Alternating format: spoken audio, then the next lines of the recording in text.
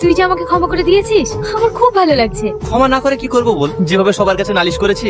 তার মানে তুই কি বলতে চাইছিস সবার চাপে আমাকে ক্ষমা করেছিস, মন থেকে করিসনি?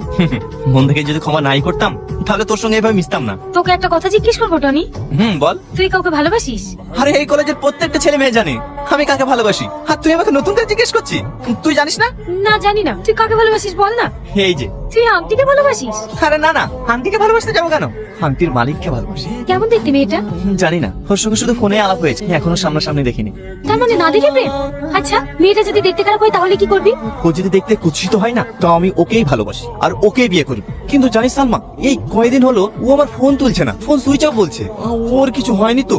না না, ওর কিচ্ছু হয়নি, ও একদম সুস্থ আছে। তাই যেন হয়। এই কিন্তু তুই কি তো জানলে? না না, মানে তুই যাকে জীবন দিয়ে ভালোবাসিস তার কোনোদিন বিপদ হতে পারে। কিন্তু ও আমাকে ফোন করে না কেন? ও নিয়ে তুই টেনশন করিস না, তুই দেখবি কয়েকদিনের মধ্যেই তোর গার্লফ্রেন্ড তোকে সারপ্রাইজ দেবে। আমি ওই আশাতে বসে আছি, জানি না সে আমাকে কবে সারপ্রাইজ দেবে। এই তোরা এখানে বসে গল্প করছিস, ওদিকে যে পল্লীগ্রাম টিভির বড় ইউটিউবার বিশু এসেছে। হ্যাঁ তাই নাকি? হ্যাঁ তাড়াতাড়ি চ। তোমরা হচ্ছে কলেজের স্টুডেন্ট, তো তোমাদেরকে বলছি তোমরা কলেজে এসে কেউ বিড়ি সিগারেট খাবে না, এটা আমার আদেশ। স্যার স্যার আপনি ভালো আছেন তো? ভালো যদি নাই থাকতাম তাহলে হসপিটালে ভর্তি থাকতাম, এখানে আসবো কেন? স্যার স্যার আপনি তো পল্লীগ্রাম টিভিতে অনেক নাটক করেছেন, একটা ডায়লগ বলুন না। ঠিক আছে বলছি। কি ব্যাপার রে, কালকে দাঁড়িয়ে থেকে থেকে শ্বাস পাইনি, আর কেউ কি ভাবির হাতে চা খেতে পাবো না নাকি? আজকে বিশুকে পেয়ে না আমাদের দারুণ আনন্দ হলো।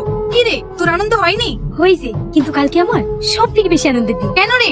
আজ টনির সঙ্গে আমার অনেকক্ষণ কথা হয়েছে, ও আমাকে অনেক ভালোবাসে। তার মানে টনিকে তুই ভালোবাসার কথা বলে দিয়েছিস? না এখনো বলিনি, কালকে সব বলবো। তাই নাকি? কি বলবি? বলবো তুমি যাকে এতদিন না দেখে পাগলের মতো ভালোবেসেছো, আমি শুধু তোমার আংটিওয়ালা বন্ধু। আর শুধু তুমি না, আমিও তোমাকে না দেখে পাগলের মতো ভালোবেসেছি। I love you Tony. বাবা দারুণ দারুণ, এই কথা শুনে তো টনি পুরো পাগলই হয়ে যাবে। এই আস্তে কথা বল, ম্যাডাম চলে আসবে তো। কাল কখন বলবি? কলেজে গিয়ে।